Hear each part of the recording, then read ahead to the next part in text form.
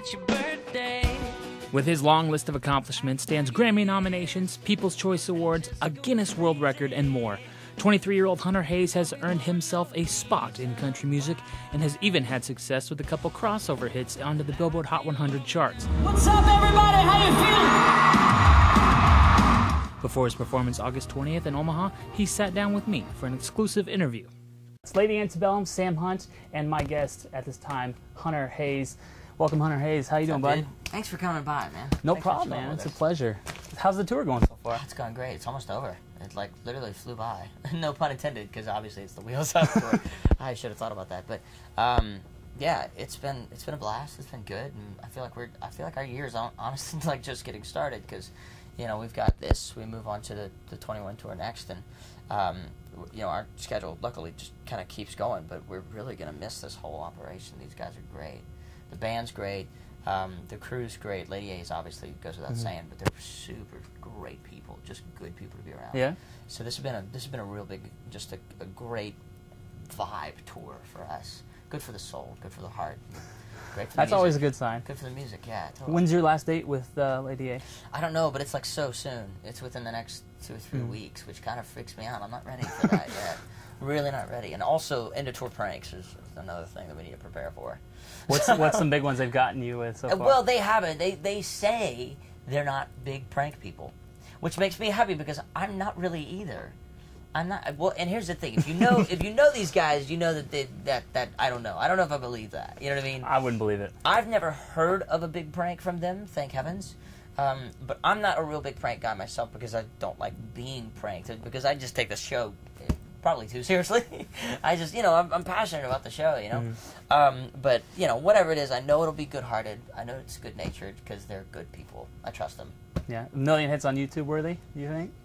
Huh? Do you think it'll get 1 million hits on YouTube if they film it? Well, yeah. Oh, yeah, totally. Yeah. I'm a little worried about it now that you've set it up that way. I feel like now they're going to see this. They're going to say, oh, we really should. If he trusts us, maybe we should prank him. Don't. Please don't. Have you been on tour with Brad? I've heard Brad does some pretty gnarly tricks. That's what I'm scared of. That's that level. Yeah, we haven't, and that might be why. No, I'm just kidding. No, we haven't, but I know him to be that heavily prank oriented team. Yeah, they're really good. We have a couple of people on our team that have worked with their team before, so they brought over a couple of the pranking secrets, They've learned a few what things. to and what not to do. So, yeah, if there is such a thing. Now, you've had a few days off before Omaha. What did you have a chance to do while you were off for the weekend? Well, I wouldn't go so far as to say days off, but the boys and I went into the studio, the band and I went into the studio, and we did 2 days. We did 7 songs in 2 days, which is rare for us. We never do that much because it doesn't allow you to spend a whole lot of time like on details, but we spent a lot of time on details. In fact, we did different versions of a bunch of different songs. And we're working on a little project that I'm not going to go into big details on right now, but I'm excited to share with the fans at some point because it's going to be a great, it was a great like artistic expression for us, but it was a chance for us to do a bunch of things we've always wanted to do, and a bunch of things that we actually have been asked about by the fans. So if they asked about it, we want to do it. It was like, cool, let's do it. Let's make this happen. So we've got a project in the works. It will be out very soon, but it's not a record and it's not an EP. It's something totally different. So gotcha. Yeah. Now, your first album, you played every instrument on that album. Was that right? I did. Yes. Did you do the same on this time, or did you let the guys take it? No, man. I do. Well, there's a little bit of everything actually on the project. There are a couple of things that I did do that process with, just because I enjoyed the process. But yeah. Well, on the first record, I did that and I had a blast. But on Storyline, the last record. I didn't really do that at all. I had the whole band played on the record, which I'm really proud of because they are a fantastic band. I mean, they're phenomenal musicians, and I really kind of feel silly not having them in the studio with me. So, and it's great because we get to create something together that we get to bring out live. It's like, I feel like it's very fulfilling for all of us to kind of have the creative process together, you know. Now, your latest album, The Drop, shouldn't really say album we won't per say se, album, yeah. But you're releasing it different than normal. Right. It's kind of a little bit here, a little bit there. How's that working? It's working great, and there's no like strategy to it. There really isn't. Maybe there is to some people in some offices somewhere, but not to me. It's like the idea behind that whole thing. That whole thing kind of just came together last minute. The Drop is really just a way to sort of put as many things up for streaming as possible.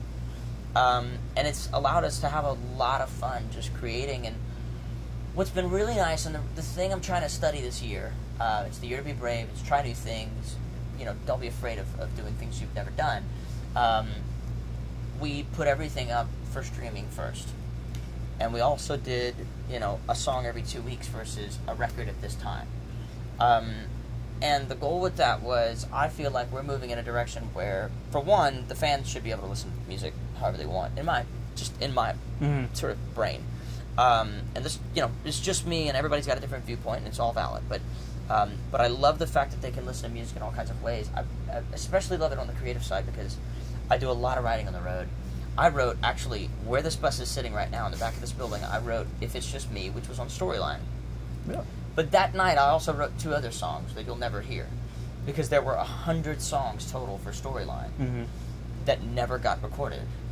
I mean, we're talking about 12 songs that made it to a record. So, I guess my point is, there's a lot of songs that have never had a life because they don't have a place outside of the record. And I think I'm trying to find a way to say that the record is, as much as I love building a record and making it a big picture project, I think there's more to it than that nowadays, because we've got all these cool streaming things and like all these different ways to study music and find music and discover music and listen to music on the daily. You know what I mean? So it's great. We have we have the sort of the heart of all these different ways to do it, and I just want to experiment, and that's what this summer's been. That's what this whole year is.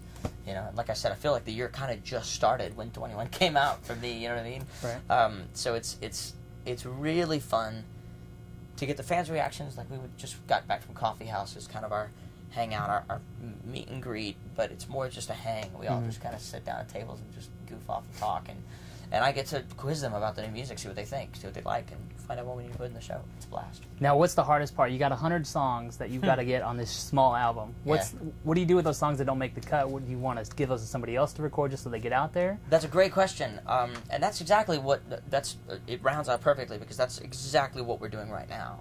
Is finding an answer to that question, really, because I want them to have a life somewhere, and they might not be on the album, but that doesn't mean that they don't need to live out in the world somewhere, And some songs weren't created to be on Storyline, but they still kind of have a spirit of Storyline, which is why, like tonight, we're going to play a song for the first time together as a band. We just recorded it yesterday. It's been in my world for about 2 years. In fact, I wrote it my next trip here. We played the Orpheum on the I Went Crazy tour, and the night before I got here, I stayed up late writing on the bus, and we finished the song when we got here. It's a song called Trouble with Love. Again, a song that I love, never really had a place on Storyline, but we have now found a place for it, which obviously will be part of this big project that we're working on. So it's stuff like that we're trying to figure that out, honestly. Do you have a favorite on the new album yet that you just can't wait for people to hear? On the new project, well, it's tough to say, because it's going to be kind of crazy. I don't know how to explain it, and I don't want to explain it until it's done, because things change. They've changed in the last 24 hours, which I love. It's living, it's breathing, it's music. But I'm excited about this Trouble with Love song. I've always loved this song. I love who I wrote it with, Lori McKenna. She's incredibly talented, and I'm a huge fan of hers. And I love the song. I love what the band made the song into last summer. I love what they've now reimagined it as this summer. And I'm excited to sort of see it come out live, see what happens. Now, is there anybody that you haven't had a chance to tour with yet that you're really hoping you get the chance to down the road? Tons. I mean, there's a lot. I will say this: there's a lot of. It's crazy to think that, that we get to headline these shows, and that I get to pick artists to bring on the road.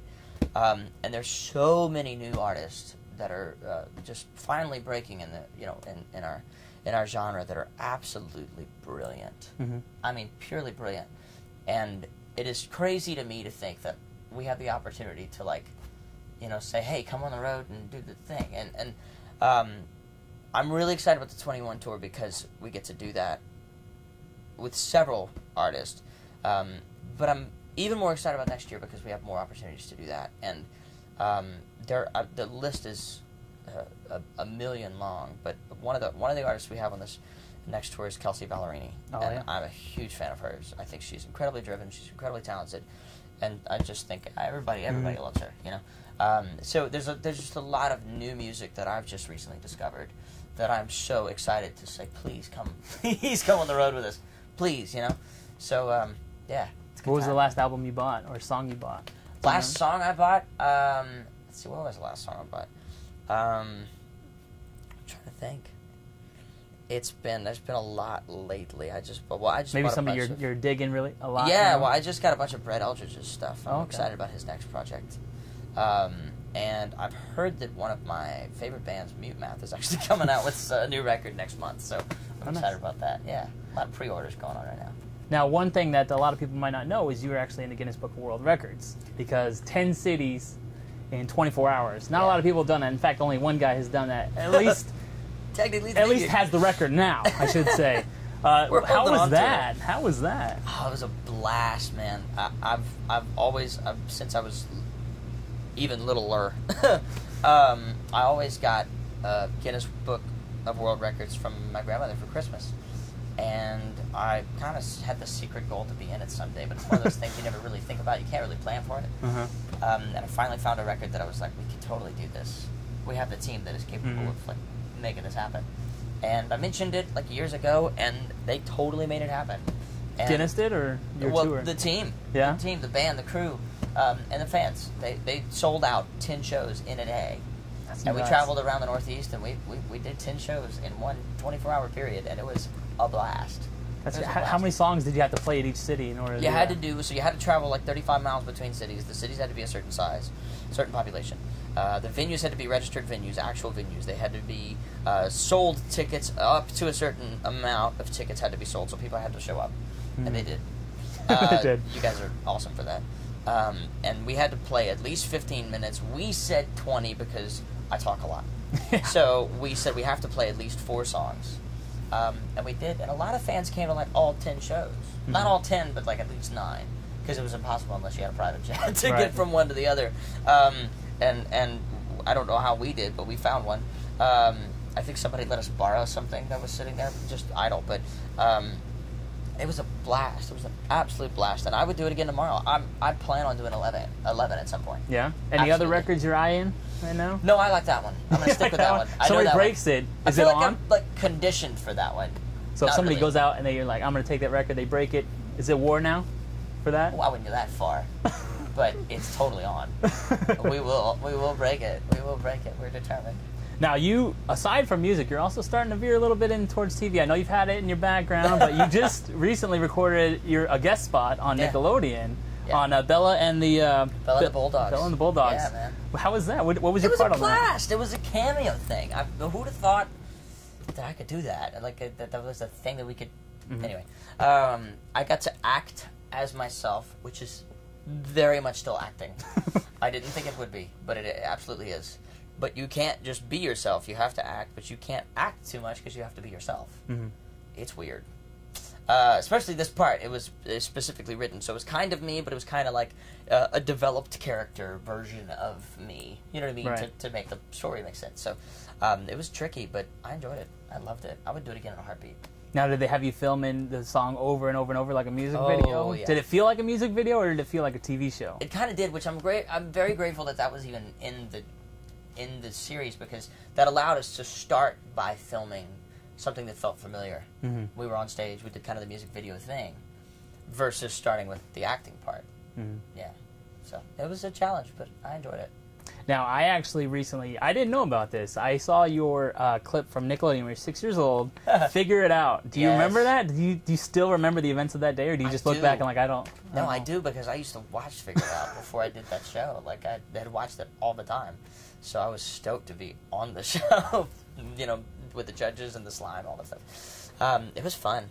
It was fun. I don't remember much about it. I was 6, but yeah, that's kind of crazy that like things start to take on a new life now with things like YouTube and again the streaming thing, all that stuff. Like now, things from my past are coming back to haunt me. Yeah. Now, there's a lot of time you're on the road. I saw you had a few video game controllers. How do you kill that time on the road? Yeah, that's not for me. I have no time for that. No, well, right now, working on the project. This is not my bus. This is a bus that we kind of have in the interim because we're building another bus. But we had a bus at the beginning of the year that we had kind of designed the back of, and I had a little studio set up. Okay. And it was rad. I loved it. Because I just walk in for like 10 minutes. Even if I had 10 minutes, laptop's open, session's open. You start editing stuff. You start kind of throwing down some ideas. Then you run to the next thing. But the day on the road is pretty packed. Mm-hmm. It definitely starts at noon, and it doesn't end until about midnight. For all of us, we're all pretty slammed. So if there's any time being passed, I like to spend a lot of time doing like musical stuff. I like staying in the musical mindset. That's kind of home for me, and the same kind of goes for everybody really on this tour. We're all total geeks about what we do. We really are. We're fun to be around every now and then, but we are absolute massive geeks for music. Which is why this is so fun for us, because we live for this. Now, speaking of home, what is it like when you get to go back home to Louisiana and do a show? Man, honestly, I haven't gotten to it in a while, and I really want to. We've been trying to figure out a way to do that. The tour went by my hometown, but I unfortunately missed that date. But we're working on going back, but it's just great to go back home, because every time I go back home, like, it's as if the hometown radio stations know, and they like play my music on the radio. It's a sweet feeling to go back home and feel that sort of that appreciation is not the right word, but like love, that sort of support, I guess. Do you miss the Cajun food? Oh yeah, oh yeah. Are you a bit of a Cajun chef as well? I'm not at all, not even remotely. But I have friends who are, and I'm very appreciative of that because I take advantage of it. Do you try to catch the Cajun restaurants whenever you're in a town that has Yeah, some good ones? You try. I've had a few things actually shipped out to us on the road. Oh, really? Yeah, we've done that. Like what? Boudin cracklins, they hold for a while in the fridge. They're good. They're good to ship.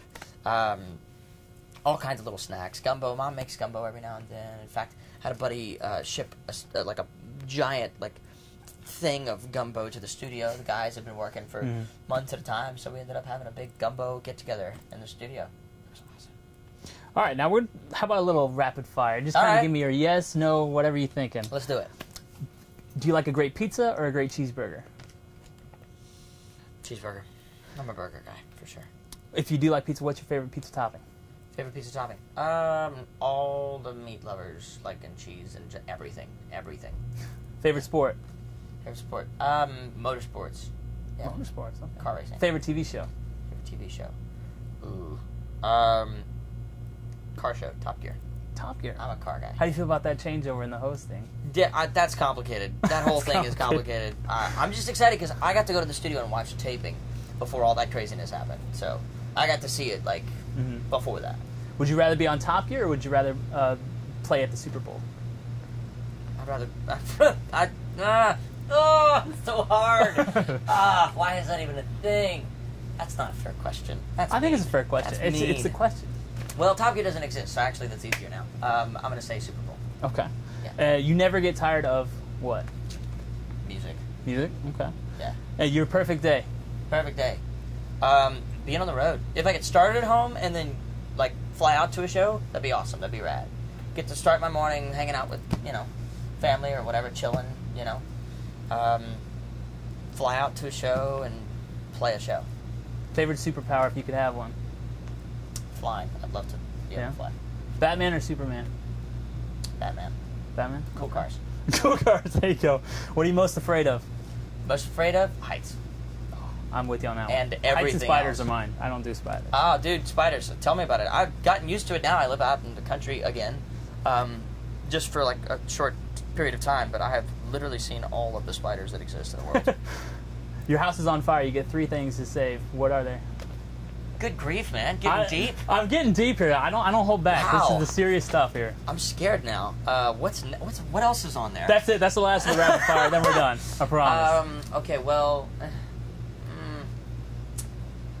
3 things. 3 things. It could be your music collection. It could be whatever you're thinking. Okay, well, assuming that my dog and the people. The people, everything alive is out. Everybody. It's already gone. All right, cool. All right, that clears that. I was like, this is gonna get weird. Okay, so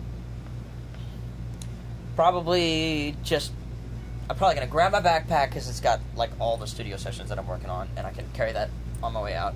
Probably grab a guitar. There's a 1929 Martin that I bought a while back. It's an Alco. It's just a rare guitar.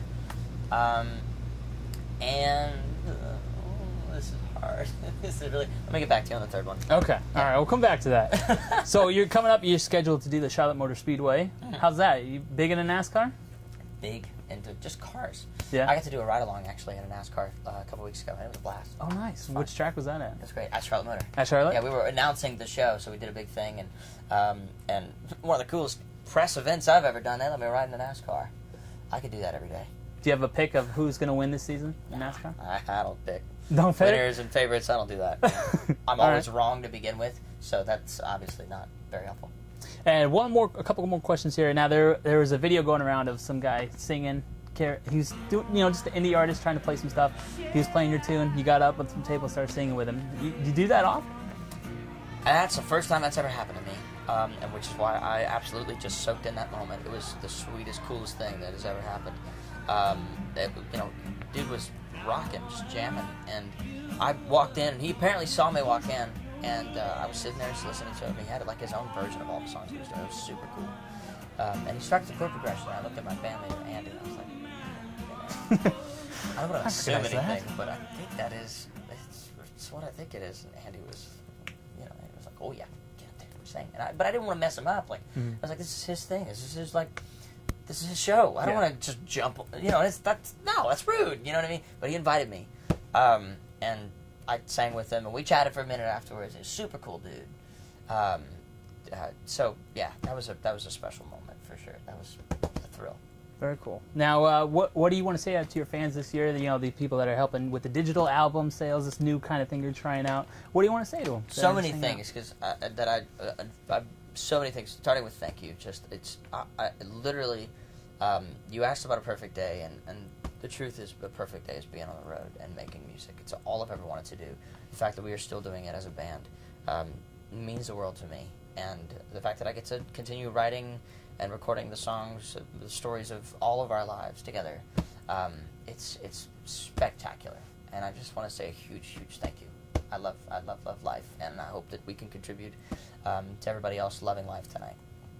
Very cool, man. Thank you very much, Hunter, for your time. Thank you for yours, man. Again, my name's Dustin Dales, WOWT Channel 6 Entertainment. He's on the road this year. Wheels Up Tour, Lady Antebellum, Sam Hunt going on here in Omaha tonight. Back on the road tomorrow, living life. There he goes, just doing what he loves. Thank you guys for checking out. Have a good one.